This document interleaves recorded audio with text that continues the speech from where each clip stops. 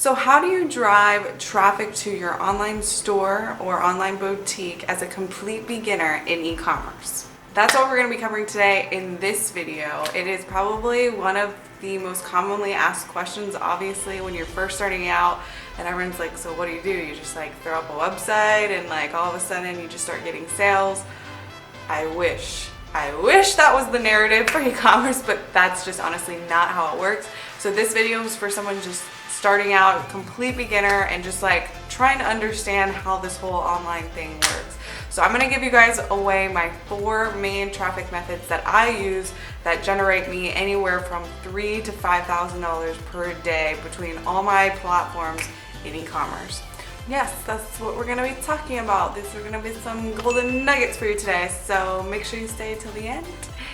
And yeah, make sure you subscribe to my channel if you get any value out of this video, and like and comment down below and do your thing, because that boosts my engagement on my videos. So thank you.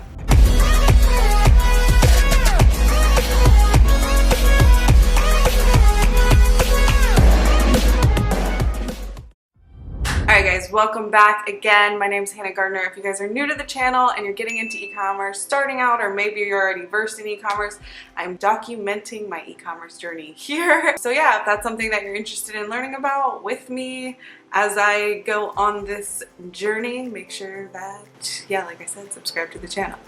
Okay, moving into the video. So the first thing that I need to break down for you is that I have 3 methods of selling online. I have my website that I generate sales through. I also sell on a third-party platform called Etsy. I'm sure you've heard of it.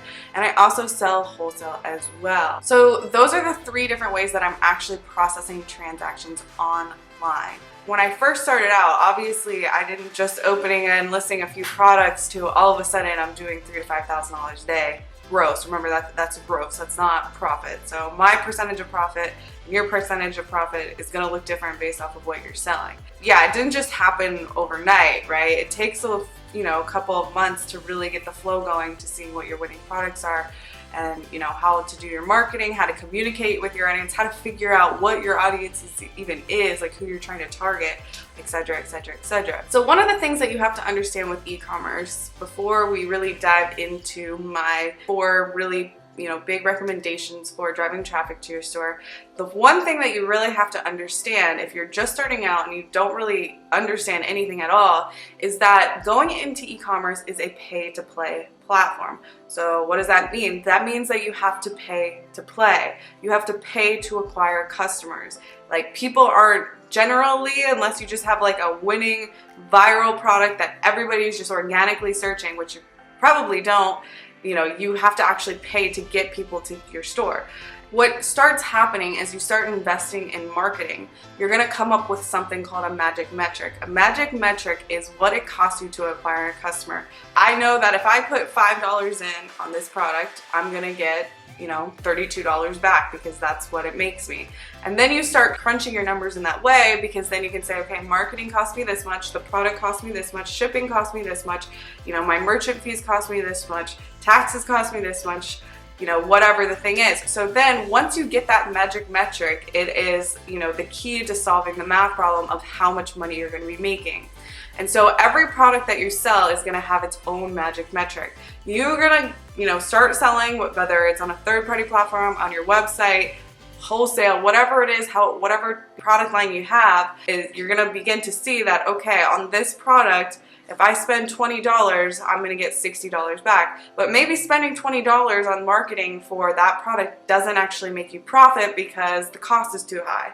That's what starts to happening in your marketing. When you first start selling online, you won't know those numbers until you just start. You can do all the product research you want. You can, have the best copy, the best photos or whatever, and you might think it's a winner, but like, data doesn't lie, so you won't know that until you just start. But don't let that paralyze you from just starting, because you have to spend money and you have to see what works and what doesn't work. So with that being said, we're going to dive into my 4 main ways of how I actually drive traffic to my different platforms that I have. All right, my first tip of driving traffic, if you're just starting out, this is especially for people that are confused and just beginners and don't even know where to start. If you're manufacturing your own products, making your own products, or buying wholesale or white labeling products, whatever it is, I recommend that you start out on a third-party platform. A third-party platform is something like Amazon, Etsy, Poshmark, eBay. You can even go as far to say as like Facebook Marketplace or something. I recommend you do that because of a couple of things. A third-party platform is not a platform that you own. When you start a website through Shopify, which I recommend that you use Shopify because Shopify is the easiest, and the link is in the description if you want to start a free trial for Shopify. That was not a sponsored ad, but yes, it is my affiliate link. Shopify is the best, but we'll talk about that later. But my first recommendation is that if you're just starting out and you have no idea how to drive traffic to a website just because you simply don't know or whatever, it's a lot harder to learn how to drive traffic to a website than it is to just simply start selling on a third-party platform. You are listing your products and allowing your products to be seen by your warmest traffic that you can possibly get. Warmest traffic is traffic that are people that are already motivated to buy. People are going onto Amazon, people are going onto eBay already with the intention of buying something, right? So when you're driving traffic to your website, you're generally, when you're just starting out, bringing in traffic that is cold traffic, which is people that really had no intention of spending money, but maybe they saw an ad and they clicked on it to go check it out, which makes it lukewarm traffic, but not like hot traffic. So hot traffic is those, the people that are already going to those platforms, because when you're going to eBay, you're going to Amazon, you're going to Etsy, you're going to Poshmark, like you're already going in with the intention that, it's a store, you're probably going to spend money. And so that's why I recommend you start out there. And also because it will just help you get acclimated and used to your behind the scenes systems. So when you're starting out, you're just kind of guessing. You're like, okay, well, I'm going to package it this way. I'm going to use this shipping carrier. Going on a third-party platform kind of takes, that traffic issue. It helps you with that traffic issue in the beginning. You're really confused and just don't understand, and kind of allows people to come in and get your store to be seen. And then you can work on your behind-the-scenes systems, really perfect that, and learn how to deal with customer service. What kind of questions are the customers even asking, and seeing what your own customer avatar is, and you're doing it at a relevantly cheaper price because you're on a platform that has people already looking to buy things. When you first start on a third-party platform, you want to treat it as like one big application, right? So from building your account to listing the products to filling out the description, tags, whatever it is, you want to make sure that every single place in their platform where you can input data about your store, you want to fill out. So if it's a description, if it's a title, if it's a tag, if it's photos, so whatever it's asking for, make sure that you optimize it to the best that you can, right? Because the platform is going to use all of that data that you're giving it and typing into these form text boxes, and it's going to optimize it based off of your keywords, your descriptions, your photos. The platform's actually going to end up rewarding you for putting in good descriptions that match the product, putting good titles in, putting good photos in. Whatever it's asking from you, fill it out as best as you can. If it says you have 500 words to describe this product, use 500 words to describe the product, and just optimize it as best you can. I will make another video explaining how to really optimize on third-party platforms in another video. But again, I think starting out, if you really don't know anything about e-commerce or driving traffic, that is a great place to start. And the trade-off with that is, yes, you have to pay fees to be on their platform. That might be a little harder, but remember, you're already being seen by warm traffic, whereas that cost per customer on this third party is going to be a lot cheaper than the cost per customer when you're just driving traffic to cold audiences. And remember, cold audiences are people that are just, on Facebook or on Instagram or, scrolling through another website on the internet, and they see your ad and they click it. They're not actually searching for it. My second recommendation for driving traffic. Now, this second recommendation takes you off of the third-party platform and onto your own website. What you have to understand is that selling on a third-party platform is great. Biggest generator of income for a while. But what I want to tell you is that you don't want to rely on a third-party platform. It is good. Maybe you're on it. Well, you're never going to not be on it once you start, but you don't want it to overshadow the goal of actually creating your own website and creating your brand. And you don't have to go right into a third-party platform. You can go straight into your own brand and website and not even do that.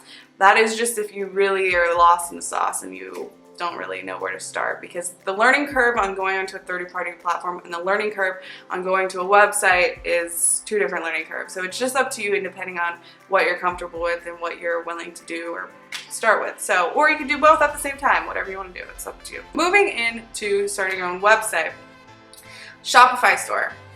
Shopify, without a doubt, it's the #1 platform for building Shopify stores. I'm not biased. I am biased. Sorry, I'm very biased, because by far just the easiest platform to set up your website, from the back end of it to getting shipping labels to their own customer service. I've sat in Shopify's customer service so many times. They get to you super fast, super easy. My affiliate link's in the description. Yes, it's an affiliate link. You can start your $1 trial. I highly recommend Shopify, like without a doubt. The only complaint Shopify really has is their free templates are pretty limited when it comes to customizing and moving things around. Okay, you get an hour of free CSS coding with Shopify, so if you want to really change something, go into their customer support. I'm pretty sure they'll give you an hour of free, customized template moving, or just spend the money and buy the template that you actually want, which they have that option as well. So when you start a website, you're not on a third-party platform that has constant flow of people like typing in keywords and then finding your store through your keywords. That's not how it works on the internet. Okay, when you publish a website on the internet, you're fighting against 1,000 million bajillion, a lot. You're competing with a lot of other websites, okay? So until you have a consistent flow of traffic of people coming to your website, your organic SEO, just like on Google, on the internet in general, is not going to be very optimized. It takes years and years and years to really optimize a website to make, your website show up organically as #1 once someone types in a keyword for something that you have in your store. That's just the reality of it. So how do you get traffic to your website? So there's a couple of ways that you can do this, and we're gonna fall into my second way, which is probably the most common. And again, this video is for beginners, so you probably don't know this, and that's why you're watching this video. So let me explain it. So the second way is through Facebook Business Manager. Now, Facebook owns Instagram. Through their services, they have a Facebook Business Manager. And what you do is you connect your business's Facebook page, business page, and your Instagram, your business Instagram page, to this business manager. And what you have the ability to do is run paid traffic via Facebook and Instagram. And they also will advertise for you on their, partner platforms as well. This is the thing that I need to explain about paid traffic. It can be very, very profitable. It can work, and you can make a lot of money. But this is where pay to play really comes into play. If you're using an advertisement platform that exists in a third-party platform, for example, on Amazon or on Etsy, you have an option to pay for traffic right through Etsy. But because those platforms are so much bigger and they already have so much data collected around the types of people that are interested in your products, the cost to acquire a customer on one of those platforms versus on driving traffic to your website through paid traffic with Facebook and Instagram, the cost to acquire a customer over here is going to be a lot cheaper than it is over here, right? Because basically what you're doing when you give those platforms your money is saying, hey, get me customers, and then they do all the dirty work for you. But when you want to run traffic to your website, to cold traffic, remember you have no customers, you're just starting out, can be a little bit more expensive. And depending on what you're selling, and depending on how much there's a want or a need for your product, those prices can vary. And so that is where the learning curve is a lot different over here, because amongst just learning Shopify and learning how to set up your store, you are also having this huge learning curve of learning this platform. which by the way is not impossible. You just need to spend, you know, 1 to 2 weeks, I don't know, whatever it's gonna look different for everybody, however long it takes you to learn the platform and learn all the things that you can do, which it's not impossible. I taught myself when I was 19, you know, I've kept up with the algorithm since then. It's not impossible, it's just a learning curve. You have to be mentally prepared for that, unless you're willing to just go out and spend thousands of dollars with somebody else that's gonna run your ads. I would recommend that you actually learn how it works, because if all of your money is coming from there, because it's the thing that drives traffic and sales to your website, I would always recommend that you actually learn how to do it yourself, or at least have an understanding of what the other person's doing for you, so then if things go to shit, then you can actually go in and troubleshoot what's happening. That is my second recommendation, is doing Facebook and Instagram ads. I can make more videos on that and show you ads that are profitable for me. You know, just because it works for one business and one niche does not mean it's gonna work for somebody else. It just depends what you're selling. It depends on a bunch of different variables, but you won't know that until you start collecting data and seeing the types of people that are clicking, and, you know, allowing the Facebook pixel to really optimize your ad spend and, you know, your sales essentially. So Facebook and Instagram ads is the second biggest way that I get traffic to my store. First two methods, just alone, those can make a lot of money for you. Just those two things alone. We haven't even talked about 3 or 4 yet. But if you get the numbers right, you find your magic metric for all those things, it can work. And once you see that it works, then you can really verse out and dive into other streams of traffic. But like I said, those two things alone can get you way farther than you think. Again, it's not impossible. It's just a learning curve. It's just sitting at your computer, watching YouTube videos, or paying somebody to teach you and just doing the thing. It's not impossible. It's just work, which is like what we're doing anyway. This is your business. All right, with that being said, we're gonna move into my third way of driving traffic. This way is a hit or miss. For the fast fashion niche, I'm sorry, it could be a hit or miss, is working with influencers. Some companies, some businesses, when I talk to other girls in the fast fashion niche, they're always on the hunt for influencers. I never started with influencers. I actually have a couple of different methods that I get influencers for free, but I can make another video on that. I've never started out by going out and just paying for influencers for a couple of different reasons. Not saying that it can't work and it cannot help your exposure, and it definitely can get you really great content for your social media or for your website. The reason why I didn't go straight to influencer marketing is because in the fast fashion niche, right? So we're talking about jewelry and accessories and bathing suits, hair accessories, all those things. When you go straight to influencers on Instagram or on YouTube, what is starting to happen is that people are becoming more and more desensitized to being sold to online, especially in the fast fashion niche for women. All right, it's every single girl, whether they have 3,000 followers or 10,000 followers or 20,000 followers, are constantly representing some brand, they're promoting their sponsorships, etc., etc., etc. And so what happens is that you as a viewer, as you're scrolling through your social media and every single person is promoting a brand or a product, it kind of makes you desensitized to that selling process. And unless you are a very, very loyal, you know, follower, it's becoming more and more difficult to just turn that story post by an influencer into actual money. And I've seen it work, and I've also seen it not work. I've seen, you know, girls with 4 million followers that have real followers, you know, they've got a blue check mark next to their name, do a shout out for a company who spent $4,000 for that shout out and literally made not even $4,000 back. I've seen that happen, but then I've also seen other things where it does work. I've yet to really work with an influencer that really just exploded my business. And I've worked with people that have hundreds of thousands, sometimes millions. They have blue check marks. I'm not saying that it doesn't work and it doesn't get your brand exposure, because it definitely does.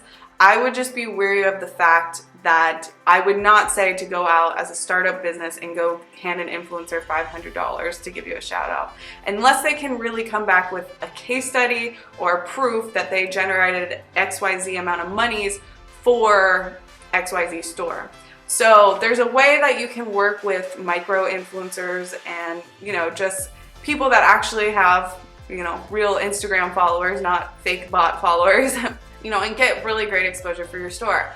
And so that's kind of what we've been doing. I haven't paid any influencers. I've always done trades for products because, you know, if I'm giving you $200 worth of free product, like, okay, you can come on, like you can shout me out for that trade, especially if you have a product that an influencer wants. You know, really hone into that as well. Hone into an influencer. Don't just hit up random influencers because maybe they'll just take the product, but I mean, you can go out and start DMing influencers or whatever, but make sure that it's somebody that seems like they're very actually excited about the product, because maybe they'll take it and like the story or the post or whatever they'll make, it's not something that they actually like or that they're actually gonna use. You know, people can feel that through the post and it's just very half-assed, and then you just wasted money by, you know, giving away free product to somebody that can really care less about your business. Make sure you just choose them wisely. I would always say if you're starting out, money's short, don't just pay somebody $500 unless they can really show you results, which surprisingly most of them can't. You know, if you're giving them $200 of free product, hey, can you show me a screenshot of your demographics? So if you're trying to sell bikinis and, you know, you hit up this influencer that's a bikini model and she's got great photos, blah, blah, blah, but if her demographics are 90% male dominated, then like that's not gonna help your business, right? Because men are not gonna buy your bikinis. She might look super hot, the photos might be great. If that's what you wanna get out of it, is the content, go for it. But if you're trying to generate sales, you need to make sure that, you know, their demographics fit your customer avatar, because if not, you're just gonna be wasting your money and your product. My number 4 way that I drive traffic back to my store, and this is by follow-up marketing. So this is after I get a sale. So closing out with number 3, influencers can work. Be wary with where you spend your money and who you give free product to. All right, so number 4 is I have follow-up methods. So I have email marketing, I have chatbot marketing, I have an ambassador program, and I have offline marketing, things that I do to drive traffic back to my store. I know I just threw a lot of things at you, and we can make more videos on just my follow-up marketing strategies, but this is a beginner. Don't let that just like completely overwhelm you. So follow-up marketing is essentially a way to keep the conversation going post-sale. So you don't want to just get the sale and say, bye customer, like talk to you never again. No, like you want to make sure you keep that conversation going as long as possible. Gaining a customer as starting a new relationship. Say you have 2 friends. You have one friend that you talk to on a weekly basis, if not a daily basis, and you have another friend that you maybe hit up once every 6 months. And say these 2 friends came to you and one friend said, hey, like I'm trying to sell these things, blah, blah, blah. I trust this brand, blah, blah, blah. And they're both equally trying to sell you something that's $500. Are you gonna be more likely to buy that thing from a friend that you talk to every single day, or from the friend that you talk to maybe once every 6 months? Who are you gonna trust more? Probably the friend that you talk to the most. So I want you to think of follow-up marketing in the same way that you think about that little, whatever that was, analogy. You don't want to just get the sale and say goodbye to the customer. You want to keep that conversation going as long as possible. You want to send them email marketing campaigns. You want to be, you know, interacting with them on your social media, tagging them, doing giveaways, doing different types of campaigns where it promotes, you know, your own customers, right? Who are, again, your hottest traffic of audience that are probably gonna buy from you again, right? So again, that's super profitable. If maybe you broke even on the first sale, but that when they come back to you to buy again, you didn't have to pay for marketing the second time for the customer to get back. So that is why it's so important to keep cultivating that relationship. There's so many ways to keep the conversation going. Email is a really big one. People think that email is dead. It's not. You know, you even can do, you know, an ambassador program that's cultivated in Facebook groups, and that can, you know, do a plethora of things for you, which we can make another video about. But just keeping that conversation going as long as possible so that when they need to go buy again for their Christmas presents, for their birthday presents, for their holiday presents, they're going to think of your brand first. So in recap, those are my 4 main ways that I drive traffic to my different avenues of making money and through my online store. I know that we just covered a lot of things and it was more of a broad view, but again, this is if you're just starting out and you're a beginner and you just are lost in the sauce and have no clue what this looks like behind the scenes. That's kind of a little breakdown of all the different things that I've been diving into. And then we can, you know, go further into like Google ads, Google shopping ads, all those things. But I personally haven't even gotten to them yet.